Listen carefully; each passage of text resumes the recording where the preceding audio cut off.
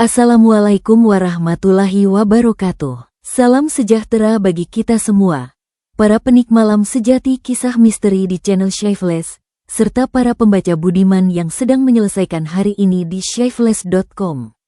Selamat datang kembali di segmen malam ini, di mana kita akan berdiri di perbatasan dua dunia, di ujung senja, di mana bayangan lebih panjang dari raga, dan di mana mata yang tak kasat mulai membuka kelopaknya. Malam ini, izinkan suara saya menemani keheningan yang pekat, membawa Anda ke sebuah jalan tanah yang sunyi. Di arah senja bukan sekadar perginya cahaya, melainkan panggung bagi sosok yang menunggu. Bayangkan sebuah sore yang membasahi jiwa dengan keringat dan putus asa. Di ujung kampung yang terkucil dari keramaian, ada sosok duduk membeku di tengah kabut, bukan sekadar pengemis biasa, melainkan penunggu, penjaga pintu gerbang gaib yang mengawasi hati manusia melalui celah-celah kegelapan. Malam ini, kita akan menyaksikan bagaimana sebuah hadiah diberikan bukan karena ketamakan, tapi karena keikhlasan yang tulus saat perut sendiri melilit lapar. Sebuah hadiah yang datang bersama senja, membawa rezeki yang luar biasa namun disertai oleh tanda tanya yang menggantung di udara. Bersiaplah. Karena malam ini kita akan belajar bahwa ketika kita memberi dengan hati kosong, dunia yang tak terlihat pun akan membalas dengan cara yang tak terduga. Hujan baru saja berhenti memuntahkan amarahnya di bumi, meninggalkan langit yang berwarna keabu-abuan pucat seperti wajah orang yang kehabisan darah. Adi mematikan motor tuanya yang berbunyi brek kasar, sebuah suara jeritan besi yang menggambarkan kondisi mesinnya yang sudah uzur, sama uzurnya dengan nasib pemiliknya. Di depannya berdiri rumah kontrakan berdinding papan yang sudah mulai melengkung dimakan usia dan rayap. Bau tanah basah menyergap hidung Adi, bau yang kuat, lama, dan menusuk hingga ke rongga dada, bercampur dengan aroma anyir dari selokan kecil yang mengalir pelan di pinggir gang sempit itu. Jam di ponsel tua Adi menunjukkan pukul 5 sore, waktu yang paling berat dalam sehari, di mana perut mulai melakukan pemberontakan sendiri, melilit dan perih, sementara pikiran dipenuhi oleh hitungan-hitungan uang yang tak pernah pas. Rumah itu kecil, sangat kecil, hanya 2 petak, menyatu tanpa sekat yang jelas. 1 kamar tidur nyaris gelap, dan 1 ruang di depan yang merangkap dapur dan ruang tamu sekaligus. Di dalamnya, remang-remang lampu 5 watt yang redup. Sari, istrinya, sedang duduk di lantai ubin yang retak. Ia sedang menyuapi anak mereka yang baru berusia 3 tahun. Bubur di sendok itu terlihat sangat encer, lebih mirip air nasi yang tercampur sedikit tepung daripada makanan layak. "Dapat apa, Mas?" tanya Sari tanpa menoleh. Suaranya datar, tanpa harapan, seolah ia sudah hafal rasa jawaban yang akan diucapkan suaminya. Adi menarik napas berat. Napas yang terasa berat menembus tenggorokannya. Ia menggeleng pelan. "Nihil," jawabnya serak. "Hari ini sepi sekali." Adi melepas jaketnya yang telah basah oleh keringat dan rembesan air hujan, lalu menggantungnya di paku tembok yang mulai berkarat. Ia duduk bersandar di tembok, merasakan kelembaban dinding yang meresap ke punggungnya. Badannya pegal luar biasa. Otot-otot di lengannya terasa menegang setelah seharian keliling kampung menawarkan jasa servis pompa air dan listrik dari rumah ke rumah. Hari itu, nasib sedang tidak berpihak. Tak satupun warga yang memanggilnya. Bahkan Pak RT yang biasanya ramah dan menyapa hangat, hari itu hanya mengangguk singkat saat mereka berpapasan di jalan, seolah sedang menghindari tatapan mata Adi yang penuh harap. Keheningan menyelimuti ruangan itu, yang hanya diisi oleh bunyi kresek kemasan bubur dan suara cicakan jangkrik yang mulai berkumandang di luar. "Besok kita masak apa?" tanya Sari lagi. Suaranya ditahan pelan agar tidak terdengar oleh anak mereka yang sedang menghisap jari-jari kecilnya. Adi menunduk, memandangi lantai bata merah yang kotor. Masih ada beras 1/2 liter di karung. Mungkin bisa buat nasi uduk sampai lusa, dikasih teri aja. Sari diam. Ia tidak menjawab, tetapi kebisuan itu terasa lebih berat daripada hujan deras yang baru saja turun tadi. Bukan karena mereka tidak terbiasa lapar, karena rasa lapar itu sudah menjadi teman akrab setiap malam, melainkan karena rasa lelah yang menumpuk yang tak lagi ada tempat keluar. Rasa putus asa itu seperti benang yang kusut. Sejak Adi di PHK dari pabrik kayu setahun lalu akibat perusahaan yang bangkrut, hidup mereka seperti berjalan di jalan tanah yang becek. Maju susah karena licin, mundur pun tak mungkin karena jurang ada di belakang. Menjelang maghrib, ketika cahaya matahari mulai redup diganti oleh kegelapan yang menyergap, Adi bangkit berdiri. "Aku pamit keluar sebentar," katanya pelan. "Kemana, Mas?" "Mau beli tempe sepotong di warung ujung gang." "Mas, ada uang receh sedikit di saku." Sari hanya mengangguk, matanya sayu, menahan rasa cemas dan rasa percaya yang sama kuatnya. Adi menyalakan motor tuanya. Suara mesinnya bergetar hebat, menandakan mesin itu juga sedang menahan lapar bensin. Motor Adi melaju pelan, menembus jalan kampung yang sempit dan berkelok-kelok. Lampu-lampu rumah warga mulai menyala satu persatu, cahaya kuning redup yang tampak seperti mata-mata mengintip dari balik jendela. Di ujung kampung, jalan aspal halus berubah menjadi jalan tanah yang kasar dan jarang dilewati orang. Jalan itu sunyi, dikelilingi oleh pepohonan bambu dan semak belukar yang tumbuh liar. Disitulah warung kecil Bu Marni berdiri, satu-satunya warung yang masih menyala dengan lampu terang di tengah kegelapan itu. Namun, sebelum sampai ke warung, tepat di tikungan jalan tanah yang sering dianggap angker oleh anak-anak kampung, Adi melihat sosok yang membuat jempol kakinya menekan rem mendadak. Ban motor menempel di tanah, membuat jejak-jejak karet yang dalam. Seorang nenek duduk di pinggir jalan tanah itu. Tubuhnya kurus kering, tulang-tulangnya terlihat menonjol di bawah kulit yang keriput seperti kulit pohon jati tua. Ia hanya dibalut kain jarik lusuh berwarna coklat tua yang kotor di bagian bawahnya. Rambutnya putih kusut, sebagian tertutup oleh selendang tipis berwarna abu-abu yang sudah robek di beberapa bagian. Ia duduk memeluk lutut, menunduk dalam, tubuhnya gemetar kedinginan, seolah menahan dingin malam yang belum sepenuhnya datang. Jantung Adi berdegup kencang. Jalan itu memang sepi, tempat yang sering dijadikan jalan tikus oleh pengendara, tapi bukan pertama kalinya Adi melihat orang asing. Kadang ada pengemis yang singgah, kadang ada orang gila yang berkeliaran dan mencari sisa makanan. Ia hampir saja menarik gas-gas lagi, melupakan sosok itu, dan memikirkan perutnya sendiri yang sedang berteriak minta diisi.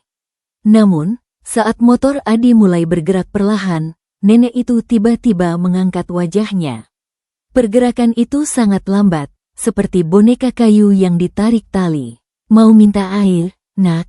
Suaranya pelan, serak, hampir tenggelam oleh suara jangkrik yang berbunyi nyaring di sekelilingnya.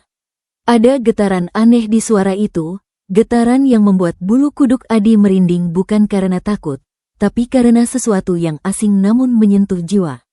Adi menoleh, mematikan motor. Wajah nenek itu keriput dalam, lekukan-lekukan wajahnya menyimpan 1000 cerita yang tak terbaca. Matanya cekung dalam, sangat dalam, tapi bola matanya bening, bersinar lembut di tengah kegelapan. Tidak ada tatapan memaksa, tidak ada belas kasihan yang memalukan. Hanya lelah yang luar biasa, sebuah kehampaan yang maha dalam. Perut Adi tiba-tiba melilit lebih keras.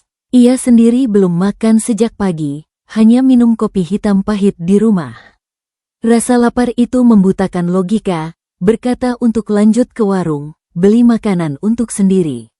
"Air saja?" tanya Adi pelan. Nenek itu mengangguk pelan. "Kalau ada sedikit nasi, tapi kalau tidak ada, air juga tidak apa-apa, Nak." "Hanya air," tenggorokanku panas. Adi menelan ludah. Di sakunya hanya ada uang 5 ribuan receh. Rencananya uang itu untuk membeli tempe goreng murah dan secangkir kopi, mungkin jika ada sisa bisa beli nasi bungkus termurah. Jika uang itu dipakai untuk nenek ini, ia dan Sari mungkin hanya makan nasi garam mentah malam ini. Ia teringat wajah anaknya tadi yang masih meminta tambah dengan mulut mungilnya, padahal buburnya sudah habis tak bersisa. Logika ekonomi berkata, jangan. Kamu butuh itu untuk keluargamu. Tapi entah kenapa, di saat logika berteriak paling keras, tangan Adi justru memutar stang motor dengan kasar ke arah warung Bu Marni. Kekuatan lain menggerakkannya, sebuah dorongan di dada yang lebih hangat daripada rasa lapar. Di warung, Adi membeli 1 bungkus nasi putih hangat, sepotong tempe goreng, dan segelas air mineral ukuran sedang. Bu Marni, pemilik warung, sempat melirik heran dari balik kacamatanya.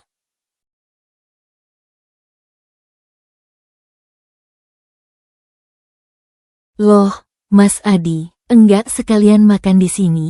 Biasanya kan cuma minum kopi, tanyanya setengah bergurau. Adi tersenyum kecut. Nanti, Bu, ini buat orang. Di jalan ada nenek kelaparan. Bu Marni menatap Adi sedikit lebih lama, lalu mengangguk pelan. Baik, Mas, hati-hati di jalan. Saat Adi kembali ke jalan tanah itu, sosok nenek tadi masih duduk di tempat yang sama. Tak bergeser sedikit pun seolah ia telah menjadi bagian dari tanah itu.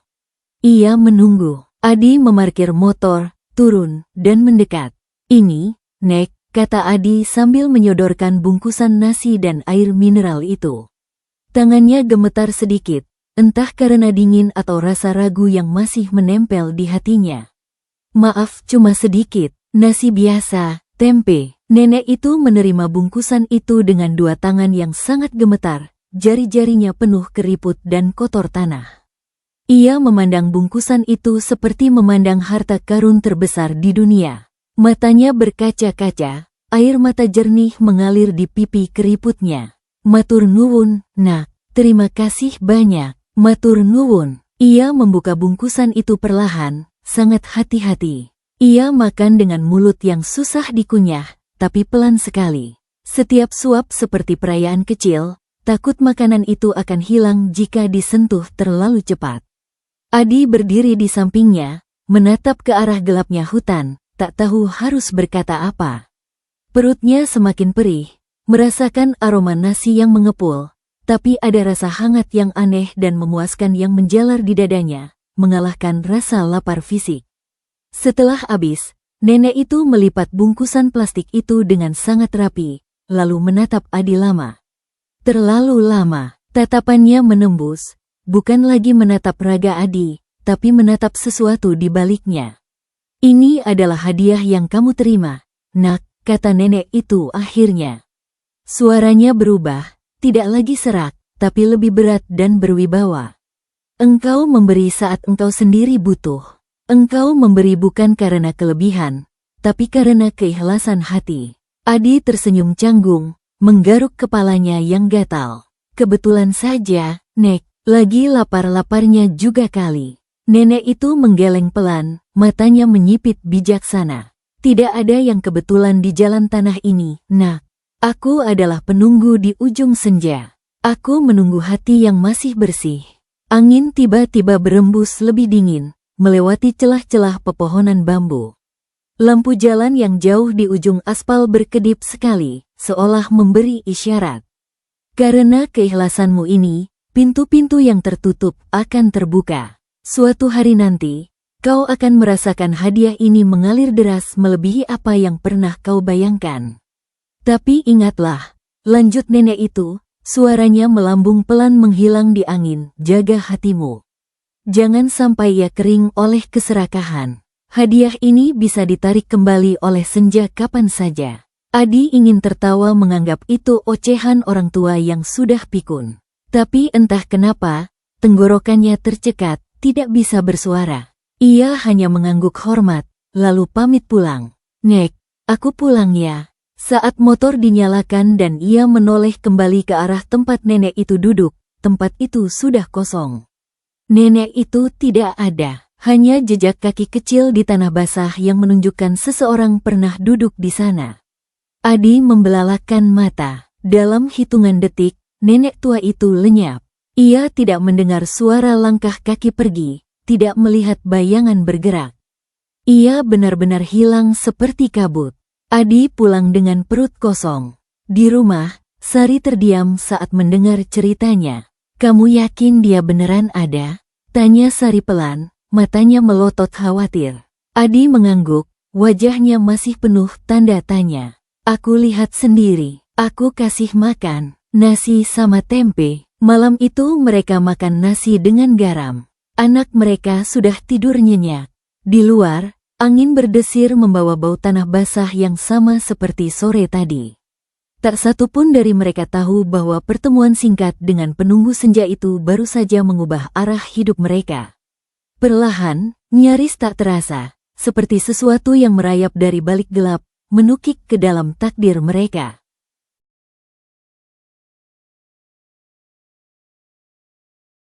Beberapa hari setelah kejadian di jalan tanah itu, hidup Adi berjalan seperti biasa. Tidak ada keajaiban mendadak, tidak ada uang jatuh dari langit, tidak ada pohon uang tumbuh di halaman. Pagi tetap datang dengan perut kosong yang mual, dan malam tetap ditutup dengan rasa lelah yang sama menumpuk di tulang.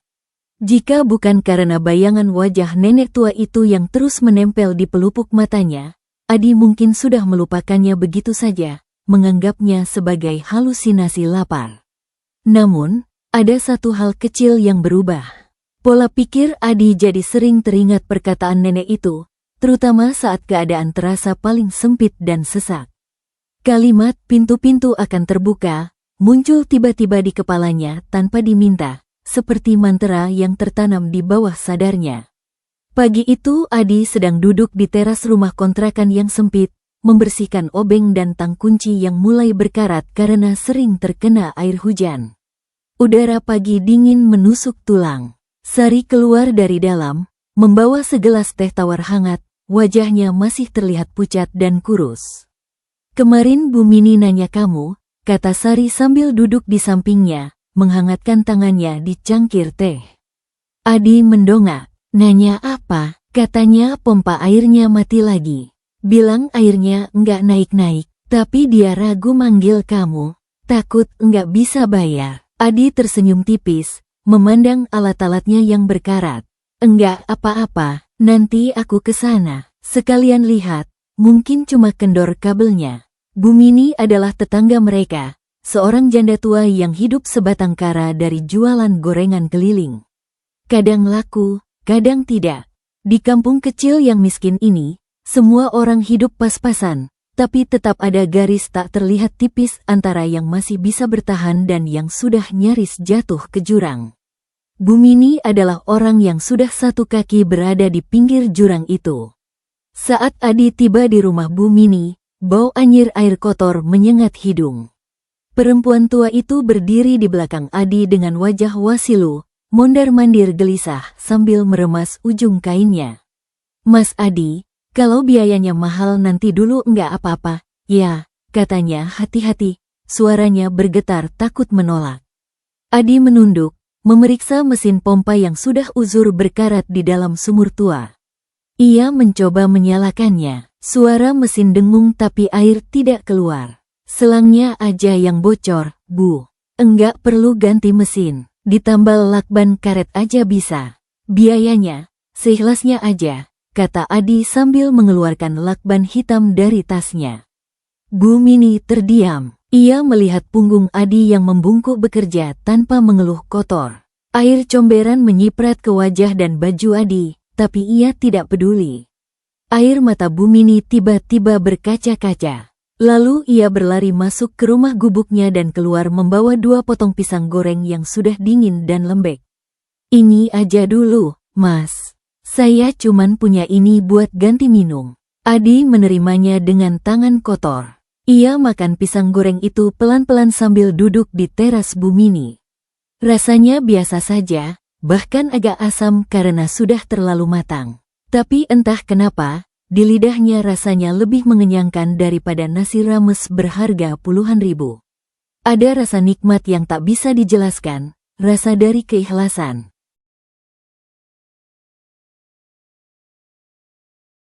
Sore harinya, saat Adi pulang dengan jakut yang masih kotor, Sari menyambutnya dengan wajah heran di pintu. Mas, tadi siang ada Pak Jaya kesini. Pak Jaya, Adi meletakkan tas alatnya. Pak Jaya adalah tetangga yang dikenal paling cerewet di kampung, tukang gosip yang setiap sedikit apapun pasti jadi bahan omongan sepanjang hari. Iya, dia bilang semalam lihat nenek tua lewat depan kontrakan kita, lanjut Sari pelan, matanya menatap suaminya tajam. Adi berhenti melangkah. Darahnya sedikit membeku. Nenek tua, iya, pakai jubah, rambut putih kusut. Jalannya pelan, banget katanya, jam 11 lebih malam. Pak Jaya sampai merinding katanya, soalnya nenek itu nunjuk ke arah rumah kita. Adi merinding bulu kuduknya. Kamu sendiri lihat, Sari menggeleng pelan. Aku tidur, tadi aku bangun pas dia nyuruh hati-hati. Katanya dia lihat dari jendela pas bangun pipis. Bilang mungkin kita harus waspada. Malam itu Adi duduk lama di ruang depan tanpa lampu. Hanya cahaya redup dari dapur yang temaram yang menerangi wajahnya yang tegang. Suara televisi tetangga samar terdengar dari jauh, bercampur dengan suara kodok. Ia mencoba mengingat dengan seksama apakah ia pernah melihat nenek itu lagi sejak hari di jalan tanah. Tidak. Sosok itu hilang total. Namun anehnya, sejak kejadian itu Adi sering bermimpi. Dalam mimpinya, ia selalu berjalan di jalan tanah yang sama, jalan yang tak berujung. Tidak ada rumah, tidak ada lampu jalan, hanya kegelapan total dan suara langkah kakinya sendiri yang berbunyi kriuk di tanah kering. Di kejauhan, selalu ada bayangan samar seorang perempuan tua yang menunggu, berdiri membungkuk. Setiap kali Adi berusaha mendekat, bayangan itu menghilang menjauh, menyisakan rasa hangat yang mencekam di dada. Bukan rasa takut, melainkan kerinduan yang aneh.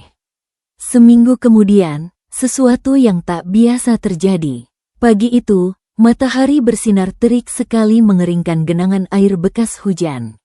Adi baru saja selesai mandi dan ganti baju bersih saat terdengar ketukan pelan di pintu papan. Adi membukanya. Seorang pria berdiri di luar, mengenakan kemeja lengan panjang yang rapi dan digosok rapi, celana kain, dan sepatu pantofel yang mengkilap. Wajahnya asing, bukan wajah kampung. Aura kekayaan terpancar darinya. Mas Adi, tanya pria itu sopan.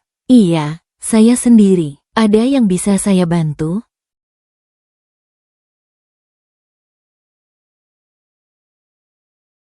Saya Dimas. Temannya Pak Surono, kata pria itu mengulurkan tangan. Pak Surono adalah mantan mandor Adi di pabrik kayu yang sudah tutup setahun lalu. Orang yang jarang sekali muncul setelah pabrik gulung tikar. Bos Pak Surono, oh, silakan masuk, Pak Dimas. Dimas masuk sedikit, menatap interior rumah kontrakan yang sederhana dengan wajah sopan, tidak meremehkan. Singkat saja, Mas, bos saya, Pak Surono, cerita banyak soal kejujuran dan keahlian Mas Adi soal listrik. Saya mau buka ruko kecil di kota sebelah, butuh orang buat urusan instalasi listrik dan perawatan. Kalau kerjanya bagus, nanti bisa dibuat kontrak maintenance rutin. Jantung Adi berdegup kencang, seperti palu yang memukul dada. Ini adalah kesempatan yang sangat besar. Saya bersedia, Pak Dimas. Kapan bisa mulai? Besok saja saya jemput. Bayarannya borongan per proyek, lumayan besar buat modal. Saat Adi mengantar Dimas keluar, pria itu memberikan sesuatu, uang muka kerja yang cukup besar untuk Adi. Saat Adi pulang membawa amplop tebal itu, Sari sampai terdiam lama mematung di tengah ruangan. Mas, ini beneran? Uangnya beneran buat kita? Tanyanya lirih, tak percaya. Jari-jarinya gemetar memegang lembaran uang itu. Adi mengangguk, matanya berkaca-kaca. Aku juga kaget, Sar. Aku juga gak ngangka. Malamnya mereka makan nasi dengan lauk telur dadar dan ikan asin yang dibeli di pasar. Makanan mewah yang sudah lama tidak mereka rasakan. Anak mereka tertawa gembira, meminta tambah nasi berkali-kali. Namun, di tengah rasa syukur dan kebahagiaan itu, Adi justru teringat sosok nenek di jalan tanah. Di pikiran yang sunyi, Adi berbisik pelan.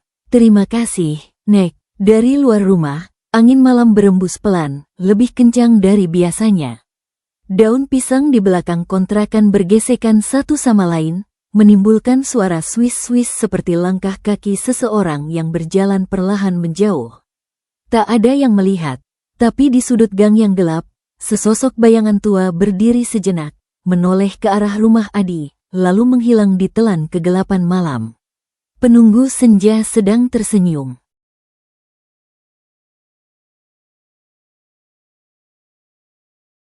Perubahan kecil itu menjadi awal dari rangkaian kejadian yang membuat tetangga mulai berbisik, istri mulai cemas sekaligus berharap, dan Adi sendiri mulai bertanya-tanya apakah rezeki yang datang ini murni hasil kerja keras atau ada tangan gaib lain yang ikut membuka jalannya. Sejak pekerjaan instalasi listrik di ruko milik Bos Dimas itu selesai dengan hasil yang sangat rapi dan memuaskan, nama Adi mulai sering disebut-sebut lagi. Tidak keras, tidak mencolok seperti pengumuman pengeras suara, tapi cukup untuk membuat beberapa orang kampung kembali meliriknya dengan rasa hormat yang baru.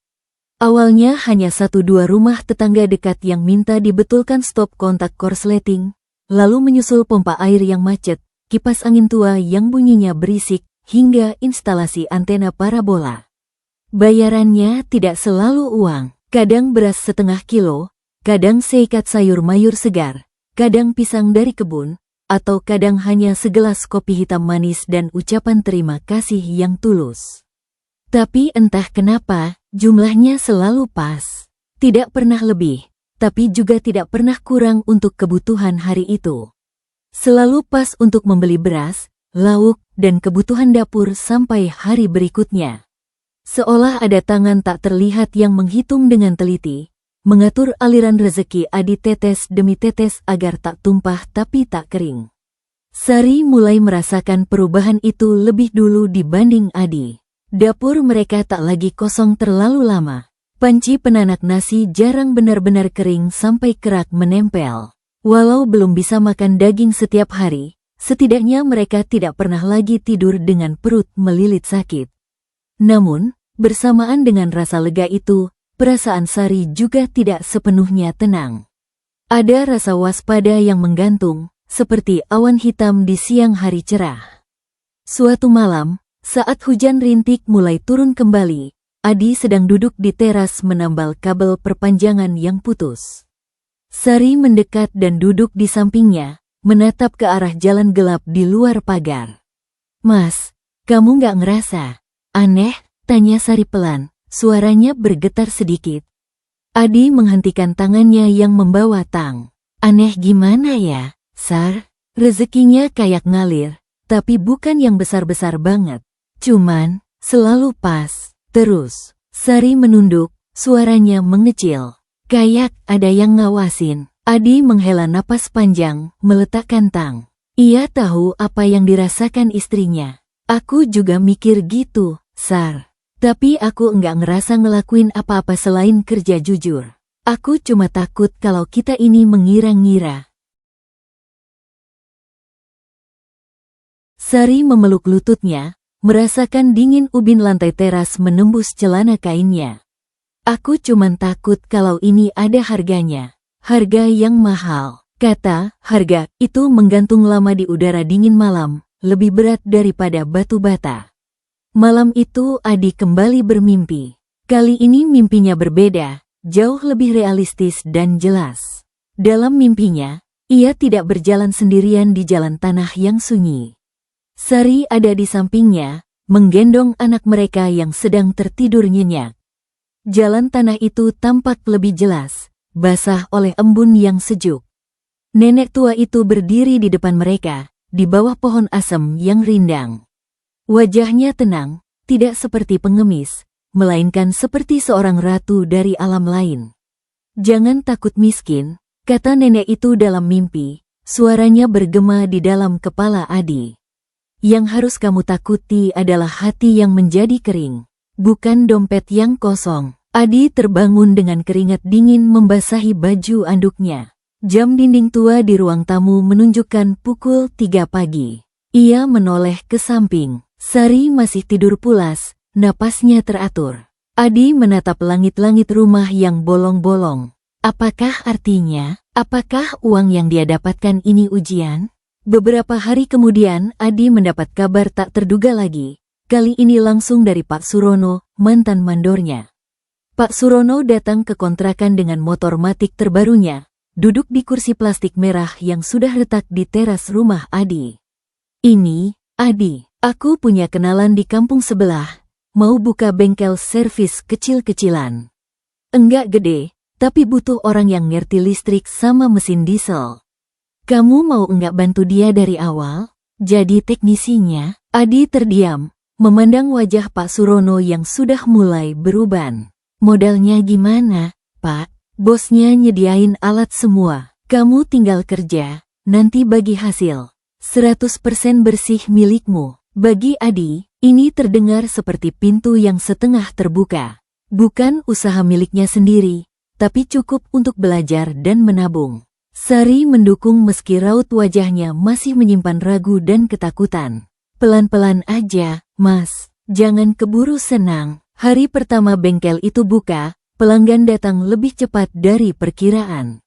Ada yang cuma ganti kabel bodi motor, ada yang servis mesin air bor, ada yang ganti bohlam. Tidak ramai sampai padat merayap, tapi tidak sepi. Adi bekerja dari pagi sampai sore hari terbenam. Tangannya pegal, kulitnya terkelupas karena bensin dan oli, tapi hatinya terasa ringan. Di sela-sela kesibukan kerja, Adi sering melirik ke arah jalan kecil yang mengarah ke pemukiman warga. Entah kenapa, di jam-jam istirahat, ia seperti menunggu seseorang. Menunggu sebuah penampakan. Suatu sore, saat matahari hampir tenggelam dan menciptakan bayangan panjang yang hitam pekat, ia melihat sosok itu. Di seberang bengkel, berdiri di bawah tembok bata yang lapuk, nenek tua itu berdiri. Pakaiannya sama seperti pertama kali mereka bertemu. Kain jarik lusuh, selendang robek. Orang-orang lalu lalang di depannya, motor berlalu lalang, tapi tak satu pun menoleh atau menyadari keberadaannya. Seolah ia hantu tak kasat mata bagi mereka, kecuali bagi Adi. Adi mematung, tangannya memegang obeng yang berminyak. Nenek itu tidak mendekat, hanya menatapnya dari kejauhan, lalu mengangguk pelan sekali, seperti persetujuan. Setelah itu, sosoknya memudar perlahan, menyatu dengan cahaya senja yang redup bagaikan tinta yang tertetes di air. Malamnya Adi menceritakan semuanya pada Sari. Wajah Sari pucat pasi, ia memeluk anak mereka erat.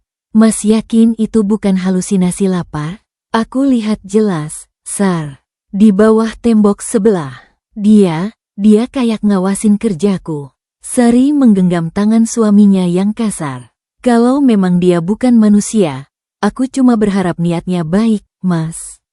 Aku cuma takut kalau dia mau narik nyawa kita."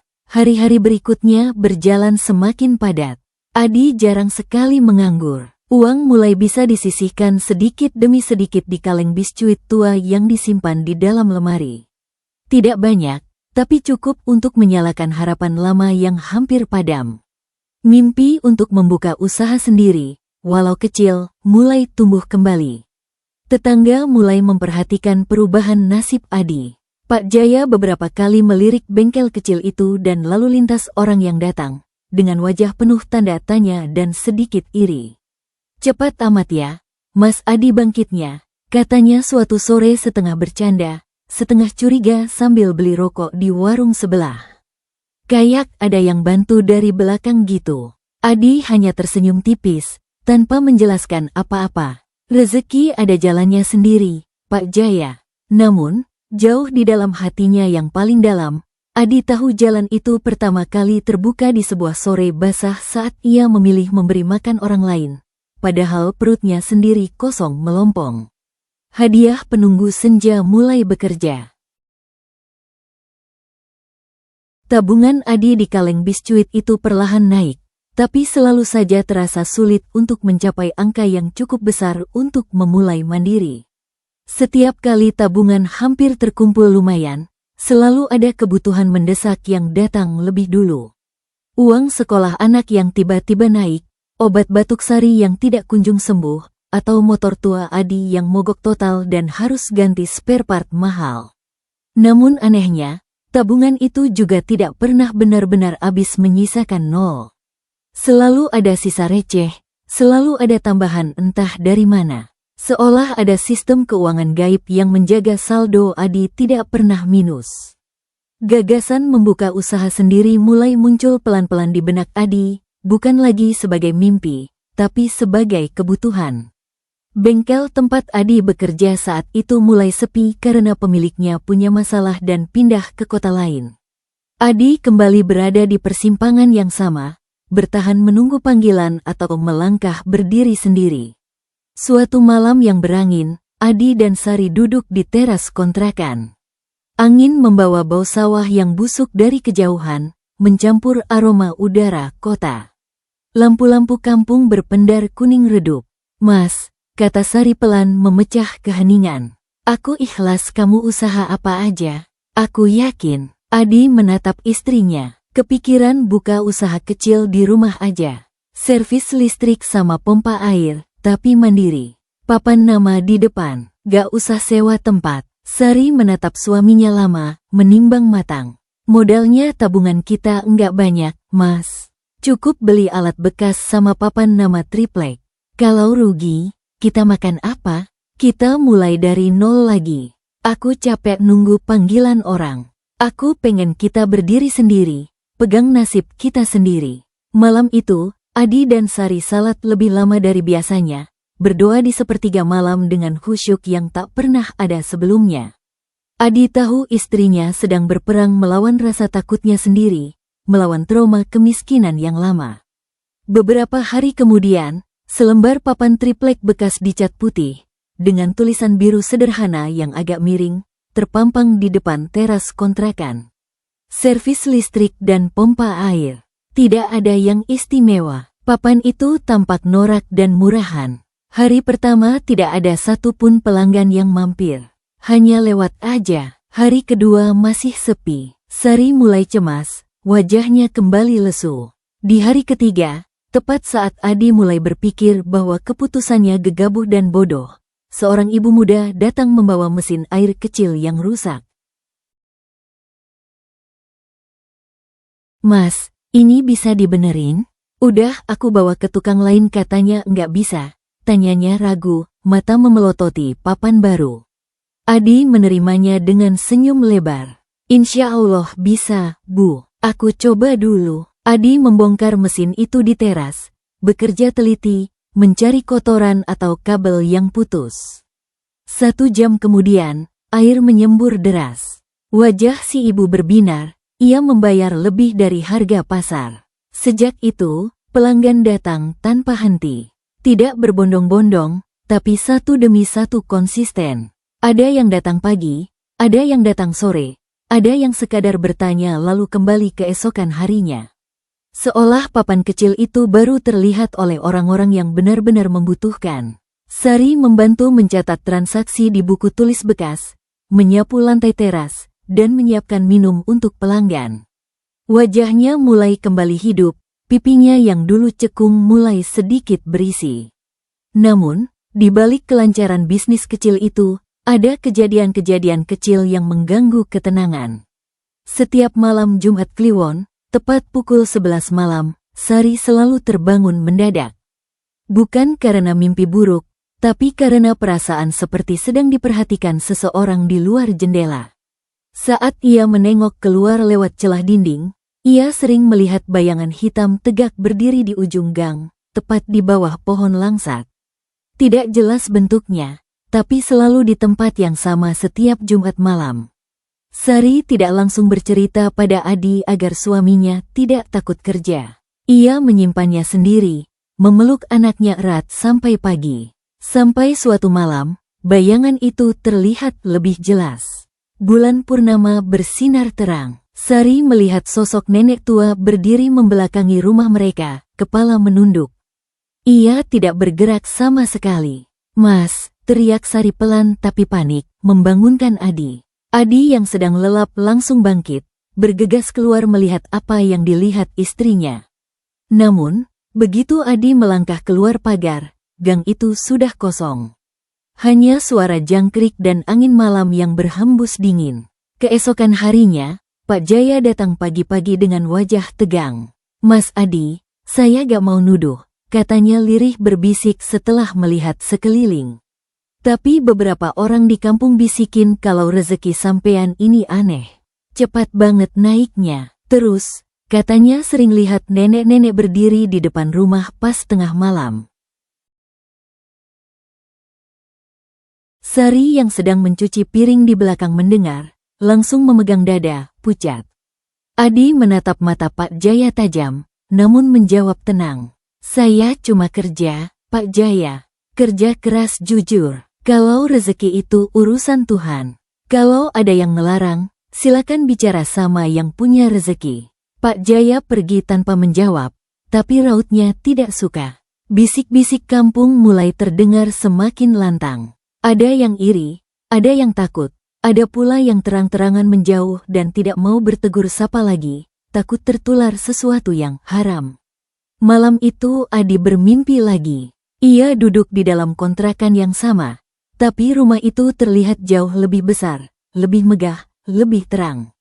Lantainya marmer, dindingnya cat mahal. Di depannya, nenek tua itu duduk di kursi jati antik, sambil menenun sesuatu dari benang emas yang bersinar. "Usahamu akan berjalan," kata nenek itu tanpa menoleh, tangannya lincah menenun. "Tapi ingat, nak, jangan lupa asalmu, jangan lupa dari mana seluruh ini bermula." Adi ingin bertanya apa maksudnya, tapi suaranya tidak keluar. "Jika kamu mulai lupa memberi, jika hatimu mulai kering dan menutup pintu untuk orang lain, maka pintu ini juga akan tertutup dengan cara yang sangat menyakitkan. Hadiah ini bisa ditarik kembali." Adi terbangun dengan dada berdebar hebat, keringat dingin membasahi punggung baju kaosnya.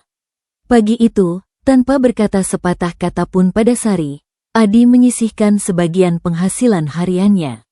Ia membelikan beberapa bungkus nasi bungkus dengan lauk utuh, lalu membagikannya kepada dua pengemis tua yang biasa mangkal di pertigaan jalan raya yang jauh dari rumahnya.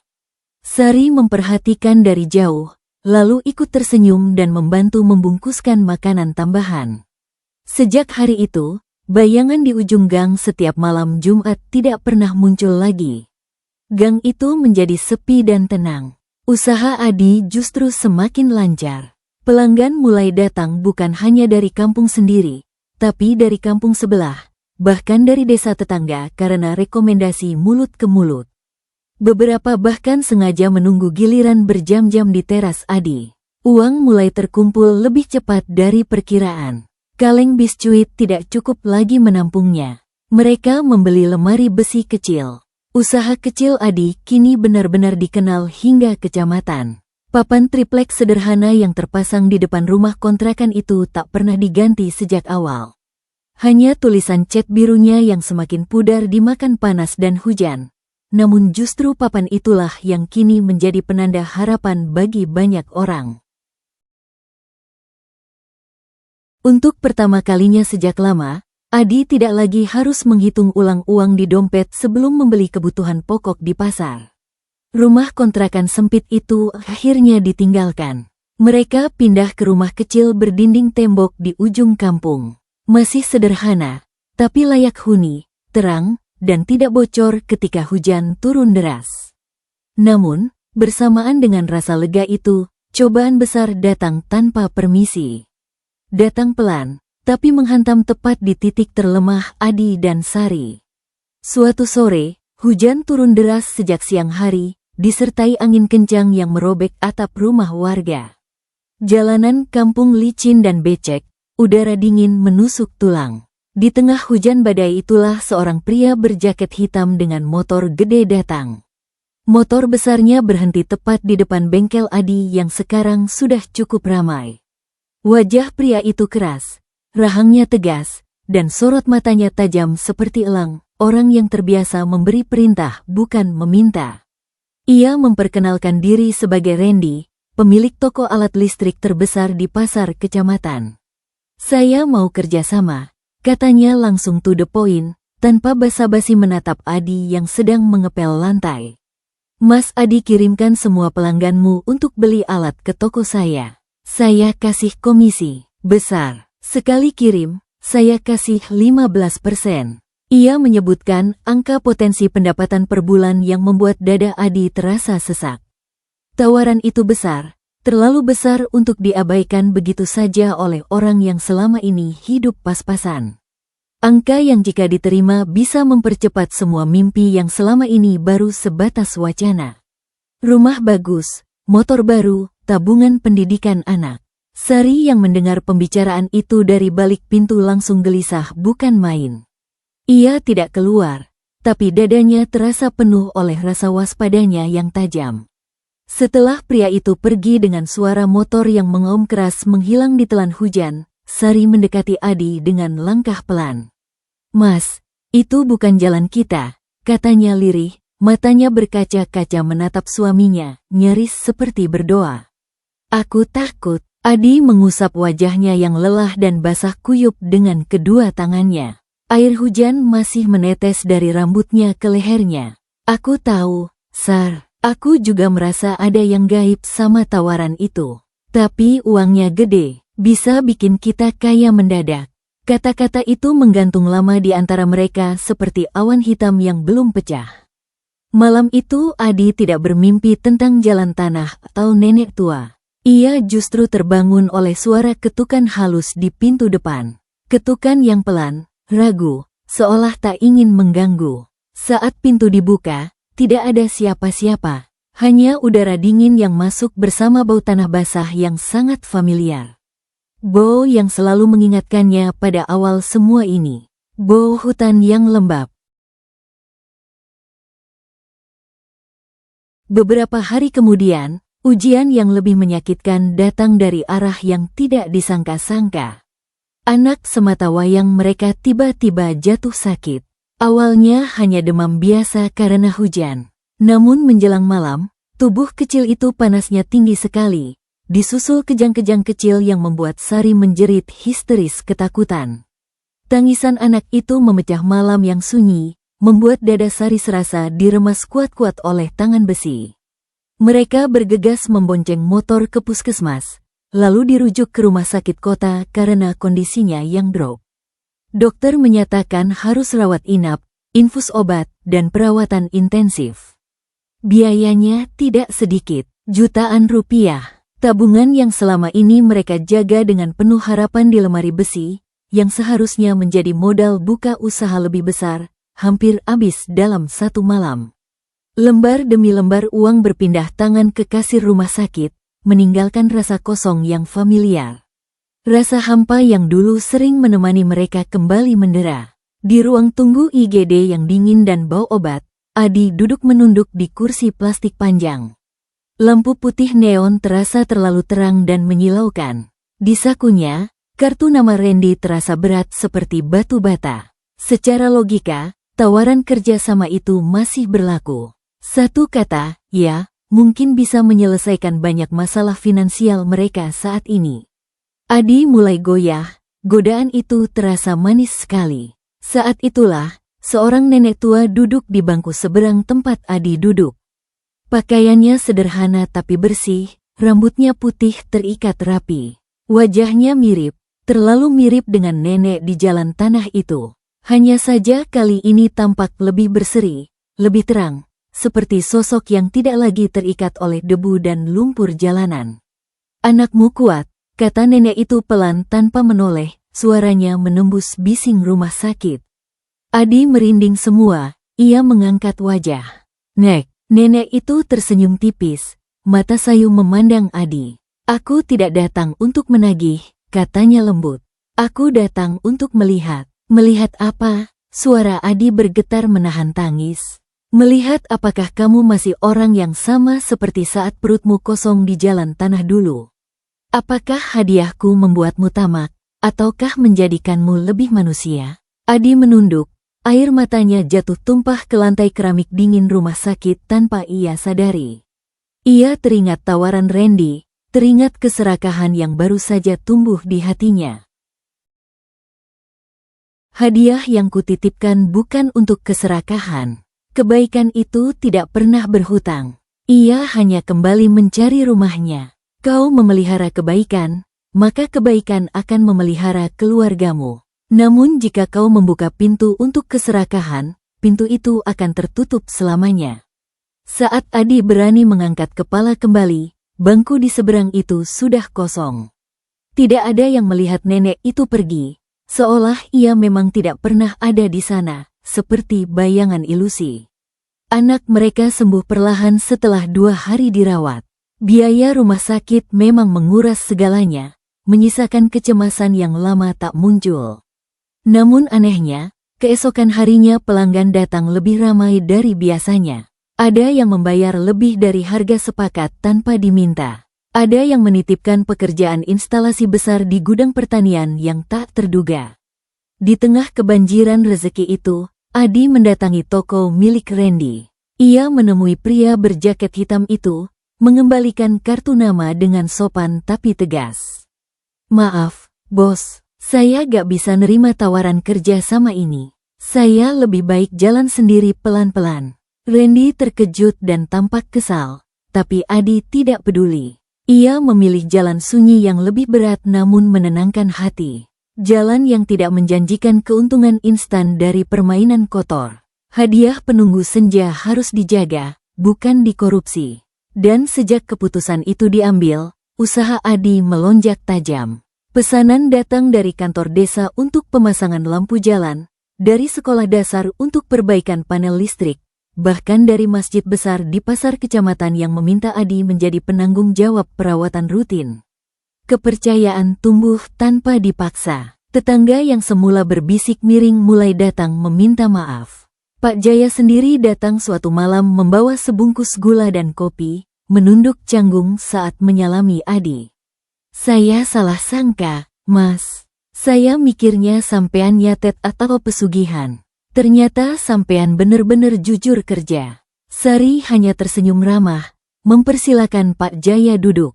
Matanya berkaca-kaca karena terharu atas kejadian ini. Adi tahu ujian hidup belum selesai. Hidup tidak pernah berhenti menguji umatnya. Tapi ia juga tahu satu hal penting sekarang. Ia tidak sendirian. Di setiap langkah ada doa yang diam-diam menyertainya. Dan di balik semua itu ada satu pertemuan di jalan tanah yang kini berubah menjadi tiang penopang hidupnya. Waktu berjalan tanpa pernah benar-benar terasa berat lagi. Hari demi hari berlalu, lalu minggu, lalu bulan berganti. Musim hujan yang dulu membuat jalan kampung becek dan licin, perlahan berganti dengan musim kemarau. Jalan tanah di ujung kampung itu mulai mengeras dan retak-retak, tidak lagi meninggalkan jejak kaki yang dalam seperti dulu. Rumput liar tumbuh tinggi di sisi-sisinya, mengubur bekas jalur lama yang kini jarang dilewati orang. Namun bekas jalur itu masih terlihat jelas di benak Adi, seperti kenangan yang tak pernah benar-benar hilang. Usaha Adi pun ikut mengeras. Bukan dalam arti menjadi kaku atau dingin, melainkan kokoh. Adi tidak lagi goyah oleh rasa sepi atau panik oleh pesanan yang terlalu ramai. Pelanggan datang dari berbagai penjuru arah. Bukan hanya servis kecil seperti pompa air macet atau kabel terbakar, tapi juga proyek pemasangan instalasi listrik besar untuk gedung dan ruko. Suatu hari, surat resmi dengan kop surat dinas datang dari kantor kecamatan. Mereka mempercayakan instalasi listrik gedung pertemuan baru sepenuhnya padanya. Bukan lewat perantara atau suap, bukan pula karena rekomendasi orang kaya, melainkan karena nama Adi sudah lebih dulu beredar sebagai orang yang paling rapi kerjanya dan paling jujur hitungannya di daerah itu. Tak lama setelah itu, sekolah dasar di kampung sebelah meminta perbaikan total jaringan air sumur bor. Bahkan masjid besar di pasar kecamatan meminta Adi menjadi penanggung jawab perawatan rutin jaringan listrik dan sound system. Bagi Adi, semua ini terasa seperti mimpi yang berjalan perlahan, tidak melonjak tiba-tiba seperti lotre, tapi terus naik perlahan seperti tangga yang pasti.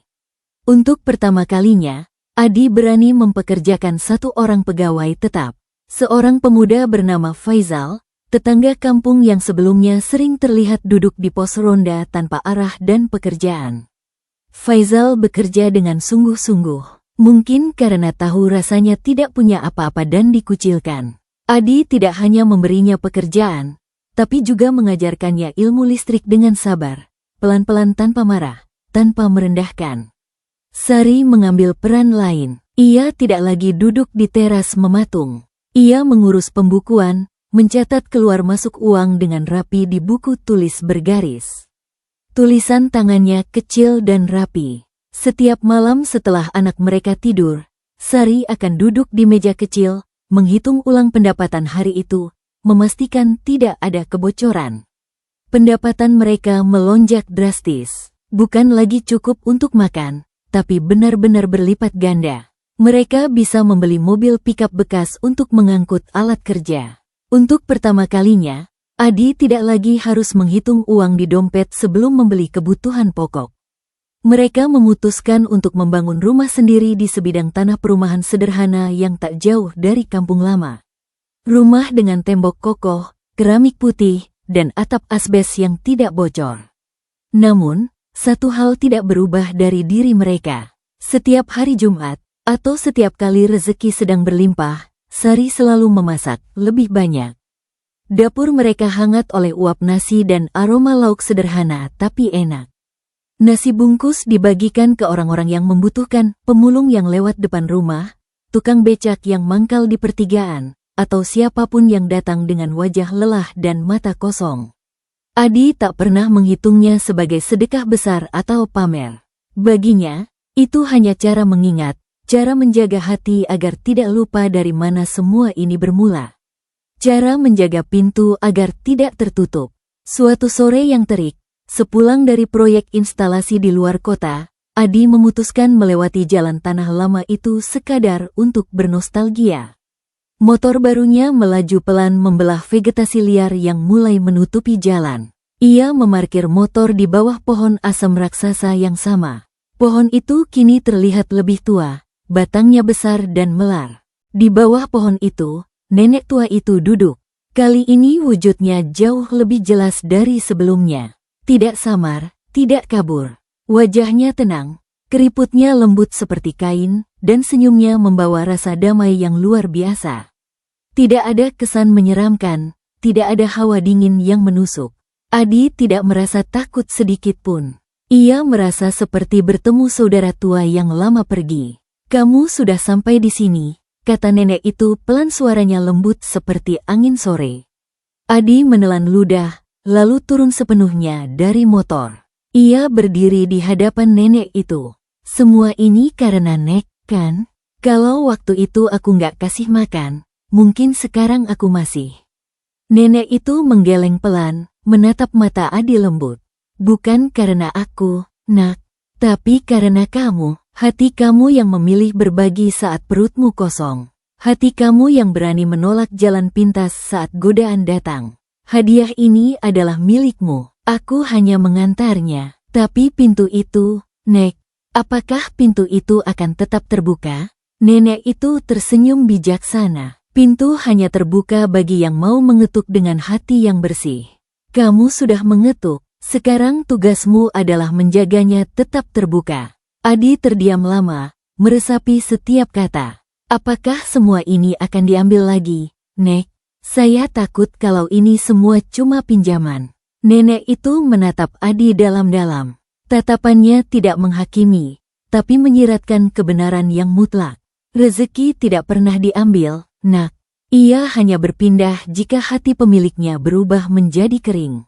Jika kamu mulai sombong, pelit, dan lupa asal." Angin berembus lembut, daun-daun asem berguguran jatuh satu persatu ke tanah kering seperti penanda waktu yang terus berjalan. "Jaga istrimu," lanjut nenek itu pelan. "Dialah yang menahan ketakutan agar kamu bisa melangkah mantap. Doa Dia yang menopang kakimu." Adi mengangguk, dadanya terasa penuh. "Dan anakku, Nek." Nenek itu tersenyum lebih lebar, matanya berkaca-kaca bahagia. "Dia adalah doa yang kamu beri makan sejak dalam kandungan. Keberkahanmu mengalir padanya." Perlahan, wujud nenek itu memudar. Kali ini tanpa rasa dingin yang menggigil, tanpa ketakutan yang mencekam.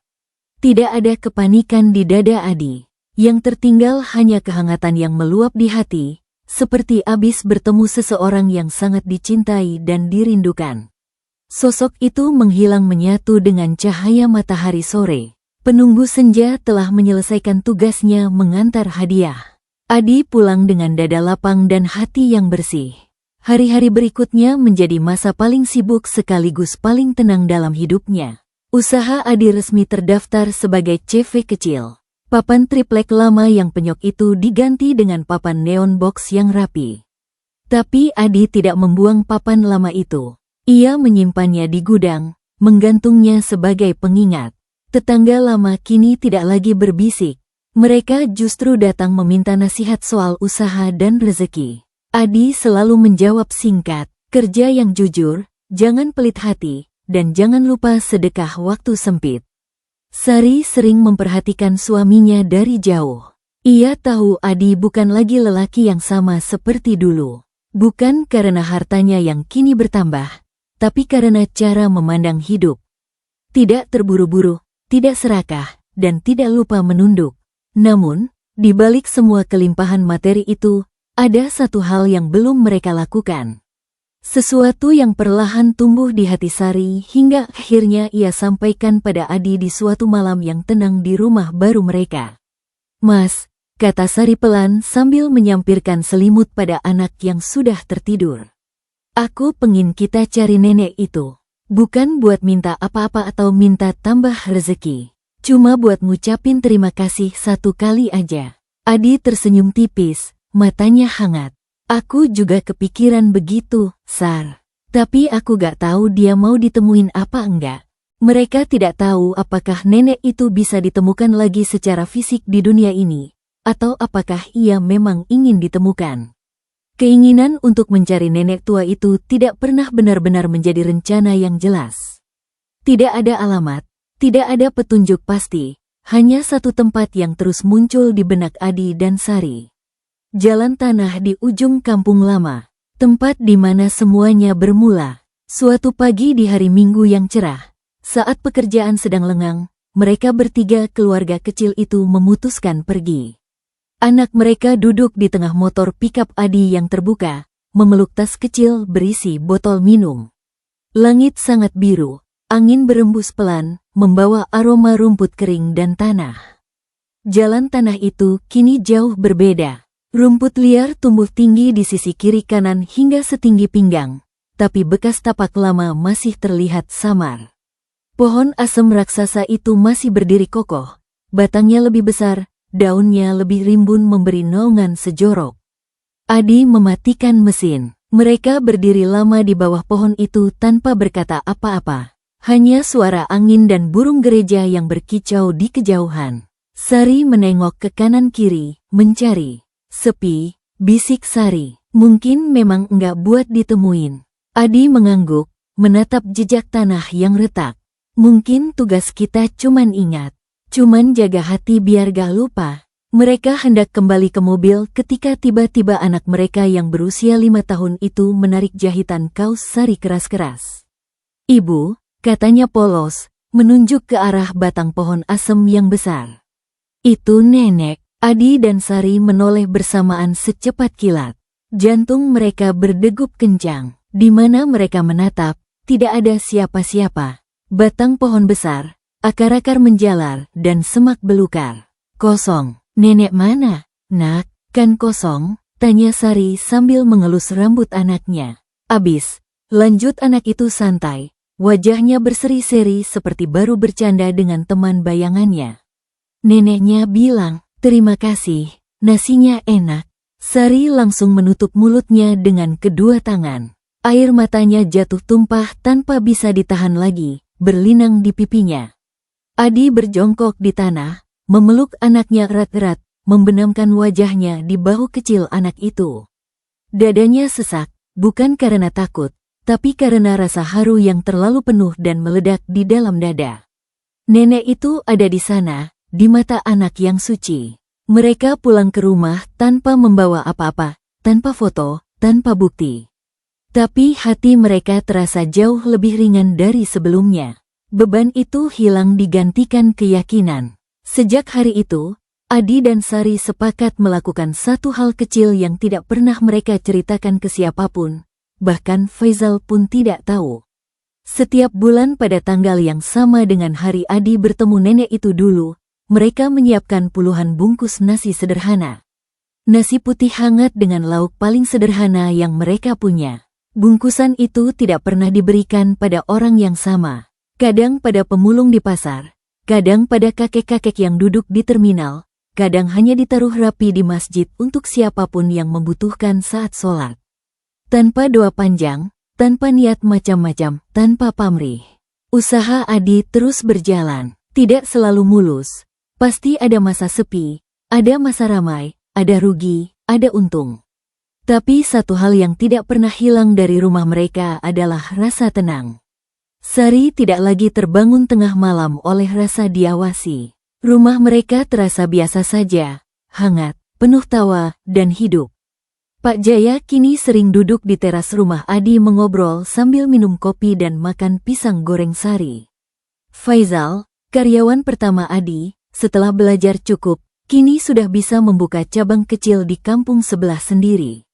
Adi membantu modalnya tanpa minta bagian sedikit pun. Mas Adi ini aneh, kata Faizal suatu hari sambil tertawa kecut saat dimintai tolong memperbaiki genset. Kalau orang lain mah pelit ilmu dan takut anak buahnya nyalip. Adi tersenyum sambil menyetel obeng. Ilmu kalau disimpan sendirian bisa basi, kalau dibagi justru berlipat. Di suatu sore yang tenang, setelah menutup bengkel dan menutup pintu gerbang, Adi duduk sendirian di teras belakang rumah barunya. Matahari tenggelam perlahan di ufuk barat, meninggalkan warna jingga yang membara di langit. Ia teringat dirinya yang dulu. Lelaki dengan perut kosong, uang receh di saku celana sobek, dan pilihan yang terasa berat di jalan tanah. Ia teringat bagaimana satu keputusan kecil yang bahkan tidak ia anggap istimewa saat itu, membeli nasi untuk orang lain, ternyata menjadi simpul dari banyak jalan yang terbuka lebar sekarang. Bukan karena nenek itu memberi kotak harta karun, bukan karena keajaiban instan, tapi karena di saat paling lapar, ia memilih tetap menjadi manusia. Di kejauhan, angin berembus pelan membawa bau tanah.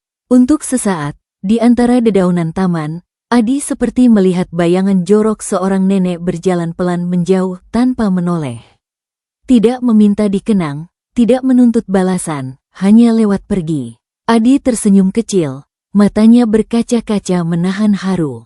Ia tahu sekarang, tidak semua yang datang untuk menolong akan tinggal selamanya. Tidak semua yang memberi akan meminta kembali. Dan tidak semua rezeki datang dalam bentuk uang kertas. Sebagian datang sebagai pelajaran, sebagian datang sebagai ujian, dan sisanya datang sebagai pengingat bahwa kebaikan sekecil apapun, sekecil sebutir nasi, tidak pernah benar-benar hilang. Ia hanya menunggu waktu yang tepat untuk pulang, menemui kembali sosok itu dengan membawa seikat nasi di tangannya. Terima kasih, penunggu senja, bisik Adi pelan ke angin yang mulai dingin. Semoga hadiah ini selalu jadi berkah. Terima kasih yang sebesar-besarnya saya ucapkan kepada Anda para pendengar setia kisah misteri di Shyflash Channel, serta para pembaca budiman di shyflash.com yang telah menyimak cerita ini hingga selesai. Semua kisah yang kita rangkum malam ini hadir untuk menjadi pengingat bahwa kebaikan adalah kunci dari semua misteri kehidupan. Jangan lupa untuk selalu mendukung kami dengan cara menekan tombol like, memberikan komentar di kolom yang tersedia, dan membagikan cerita ini kepada teman-teman Anda agar semakin banyak orang yang ikut merasakan getirnya manisnya kehidupan. Sampai jumpa di episode berikutnya, tetaplah menjadi penjaga pintu hati Anda. Selamat malam, dan sampai jumpa.